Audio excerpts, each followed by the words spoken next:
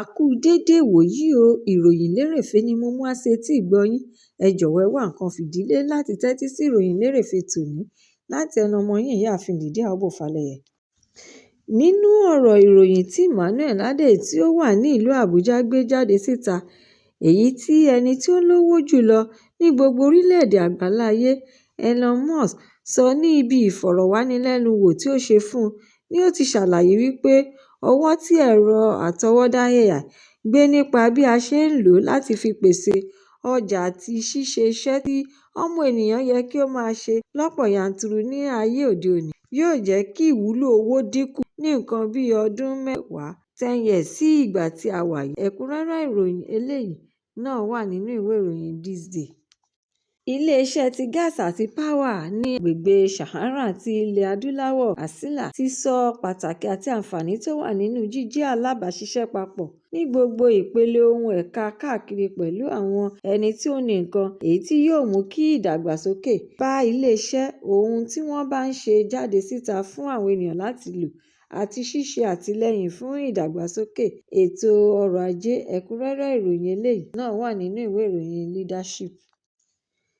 Ilé-iṣẹ́ ológun ti Defence Intelligence Agency (DIA) ti fìdí ìṣẹ̀lẹ̀ pípa ọ̀gá àgbà òṣìṣẹ́ ológun tí orúkọ rẹ̀ ń jẹ́ Colonel Absalom Ude, ẹni tí àwọn agbébọn pa ní ilé rẹ̀ tí ó wà ní Phase 5 Army Housing Estate, Kurudu, Abuja, nígbà tí wọ́n gbìyànjú láti jí gbé sálọ ṣùgbọ́n ìyàwó rẹ̀, awakọ̀ àti ẹ̀ṣọ́ ilé rẹ̀ farapa yánnayànna nínú ìkọlù náà ní alẹ́ ọjọ́ Ajé ní nǹkan bíi déédé agogo 11:15 (10:45 PM) ọjọ́ 27 oṣù keje July 27. Ẹ̀kúnrẹ́rẹ́ ìròyìn eléyìí náà wà nínú ìwé ìròyìn Premium Time.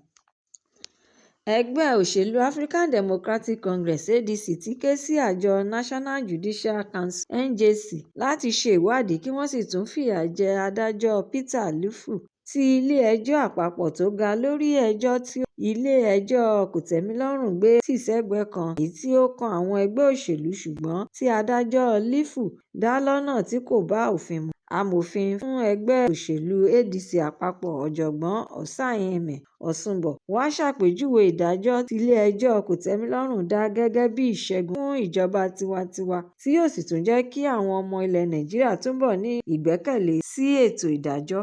Ẹ̀kúnrẹ́rẹ́ ìròyìn eléyìí náà wà nínú ìwé ìròyìn The Sun.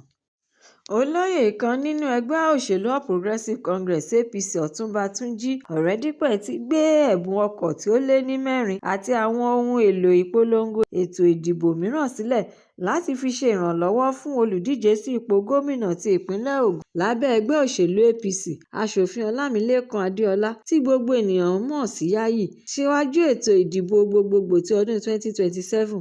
Ọ̀rẹ́dípẹ̀ ṣàpèjúwe ẹ̀bùn ọkọ̀ náà gẹ́gẹ́ bí ìgbẹ́kẹ̀lé àti ìgboyà tí òun ní nínú Adéọlá àti pé ìrànlọ́wọ́ àtìlẹ́yìn àwọn gbọ́dọ̀ kọjá ọ̀rọ̀ sísọ nìkan. Ẹ̀kúnrẹ́rẹ́ ìròyìn eléyìí náà tún farahàn nínú ìwé ìròyìn The Guardian. Ìròyìn eléyìí ló gbé síta wípé alága ti ìjọba ìbílẹ̀ Kòmọ́sù ti wọ́ọ̀dù Sheka ní ìpínlẹ̀ Kano, Abdullahi Gali Shitu, tí gbogbo ènìyàn tún mọ̀ sí Comrade Abdullahi Gali Bassaf, ti padà sí ìdí iṣẹ́ ọwọ́ rẹ̀ tí ó jẹ́ aṣọ rírán lẹ́yìn ìgbà tí ó kùnà láti padà sí ipò alága ìjọba ìbílẹ̀ rẹ̀. Ṣùgbọ́n ó sọ fún ilé-iṣẹ́ ìwé ìròyìn yìí pé òun fi àkókò yìí pàrokò sí àwọn ènìyàn wípé àtẹ́lẹwọ́ ẹni kò lè tan ènìyàn jẹ, ó sì tún fi ọkàn ènìyàn balẹ̀ ju òṣèlú ṣíṣe lọ. Ẹ̀kúnrẹ́rẹ́ ìròyìn eléyìí náà tún wà nínú ìwé ìròyìn Daily Trust. Ààrẹ Bọ́lá Tinubu ní ọjọ́ Ìṣẹ́gun fi ọkàn àwọn olórí bíṣọ̀bù ti ìjọ Àgùdà Catholic balẹ̀ tí ó sì fi ń dá wọn lójú pé gbogbo ètò àtúntò lórí ètò ààbò àti ilé-iṣẹ́ ètò ààbò yóò fún àwọn ní ìṣẹ́gun lórí àwọn adàlúrú agbébọn àti ajínigbé káàkiri ilẹ̀ Nàìjíríà. Ó sọ̀rọ̀ yìí nígbà tí ó ń gba àlejò àwọn olórí Catholic Bishop Conference ti Nàìjíríà (CBCN), èyí tí ààrẹ wọn Most Reverend Matthew Ndagoso kó sòdí lọ sí ilé ìjọba pẹ̀lú àwọn olórí 19 nínú ẹgbẹ́ CBCN láti ṣe ìpàdé pẹ̀lú ààrẹ Bọ́lá Tinubu. Ẹ̀kúnrẹ́rẹ́ ìròyìn eléyìí náà tún wà nínú ìwé ìròyìn Nigerian Tribune Online. Ààrẹ Bọ́lá Tinubu ti pàṣẹ fún àwọn òṣìṣẹ́ ológun, ọlọ́pàá àti àwọn àjọ elétò ààbò yòókù láti rí dájú pé ọwọ́ tẹ àwọn afurasí ọ̀daràn pọ́nbélé tí wọ́n ṣiṣẹ́ ìkọlù ńlá ibi ní òwúrọ̀ kùtù ọjọ́ Ajé ní abúlé Nàrídàn ti wọ́ọ̀dù Kamaru, ìjọba ìbílẹ̀ Kaura ní agbègbè ìpínlẹ̀ Kaduna, níbi tí wọ́n ti pa àwọn ènìyàn tó tó 30 nínú èyí tí àwọn obìnrin àti àwọn ọmọdé wà lára wọn. Ẹ̀kúnrẹ́rẹ́ ìròyìn eléyìí náà tún farahàn nínú ìwé ìròyìn Vanguard. Ìjọba àpapọ̀ tilẹ̀ Nàìjíríà ti béèrè fún ìdájọ́ òdodo àwọn ọmọ ilẹ̀ Nàìjíríà tí àwọn orílẹ̀-èdè South Africa ti pa, tí wọ́n sì tún ń béèrè owó gbà-má-bínú fún àwọn ènìyàn tí wọ́n jí ẹrù wọn kó sálọ, iléeṣẹ́ àti ibi ọjà oko wọn tí wọ́n bàjẹ́, àti àwọn tí wọ́n fi tipátipá lé wọn padà lọ́wọ́ òfo sí ilẹ̀ wọn. Ìjọba ilẹ̀ Nàìjíríà wá dúró lórí pé kì í ṣe pé àwọn kò lè ṣe nǹkan kan nípa rẹ̀ rárá, ṣùgbọ́n àwọn kàn fẹ́ dúró lórí pé kí àwọn àti ilẹ̀ South Africa jíjọ sọ̀rọ̀ ní ọ̀nà ìlànà ìbáṣepọ̀ pẹ̀lú ọgbọ́n àti ìfarabalẹ̀ láti yanjú èdè-àìyedè tí ó wà láàárín wọn. Ẹ̀kúnrẹ́rẹ́ ìròyìn eléyìí náà tún farahàn nínú ìwé ìròyìn The Nation.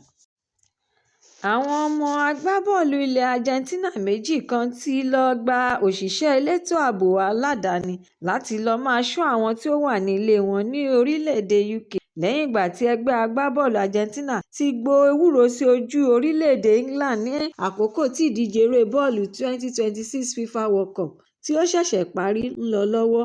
Ẹ̀kúnrẹ́rẹ́ ìròyìn eléyìí náà wà nínú ìwé ìròyìn Daily Post. Ọ̀jọ̀gbọ́n Adédèjì Bádírù tí ó mọ̀ nípa ètò ẹ̀kọ́ àti ìmọ̀ ẹ̀rọ ni ó ṣàlàyé lẹ́kùnrẹ́rẹ́ nínú ìwé ìròyìn yìí pé lílo ọgbọ́n ẹ̀rọ àtọwọ́dá AI fún yíyanjú ìṣòro, èlò irinṣẹ́ fún kíkọ́ ẹ̀kọ́ lọ́nà tí ó jinlẹ̀, lílẹ̀tọ́ sí ẹ̀kọ́ tó yè kooro ni ó wà fún, kì í ṣe wíwá ọ̀nà ẹ̀bùrú sí àwọn ìbéèrè èyí tí ó nílò ìdáhùn tó dára. Ẹ̀kúnrẹ́rẹ́ ìròyìn eléyìí náà wà nínú ìwé ìròyìn The Guardian bákan náà. Ìròyìn lérèfé tòní kò ní jù báyìí lọ. Ṣé tí ẹ̀ ń tẹ́tí gbọ́ mi ní gbogbo ìgbà? A tún máa pàdé lọ́jọ́ mìíràn láṣẹ Èdùmàrè fún àkọ́tún ìròyìn lérèfé. Ẹ má ṣe aláìlọ́ kàn sí YouTube channel ìròyìn lérèfé. Kí ẹ jọ̀wọ́ kí ẹ bá mi subscribe. Kí ẹ má tún gbàgbé láti fi èròǹgbà yín ránṣẹ́ sórí rẹ̀. Kí ẹ bá lè máa ní àǹfààní láti máa gbádùn ìròyìn lérèfé síwájú àti síwájú sí i. Ẹ ṣé mo dúpẹ́ tí ẹ̀ ń tẹ́tí gbọ́ mi ní gbogbo ìgbà. Ó dàbọ̀.